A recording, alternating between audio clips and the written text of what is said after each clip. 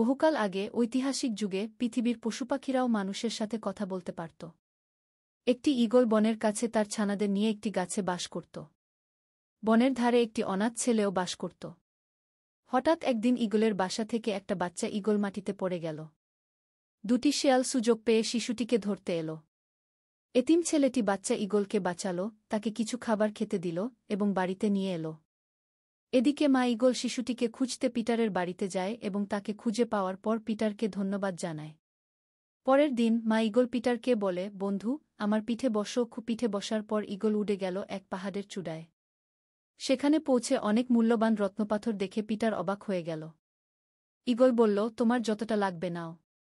Peter কিছু মূল্যবান রত্নপাথর নিয়ে ঈগলের পিঠে চড়ে বসে এবং ঈগল তাকে আবার বাড়িতে পৌঁছে দেয় আর বলে, বন্ধু, তুমি আমার সন্তানকে বাঁচিয়েছ, তাই আমার পক্ষ থেকে এই রত্নগুলো তোমার কাছে উপহার হিসেবে রইল। এরপর পিটার সুখে শান্তিতে থাকতে শুরু করল।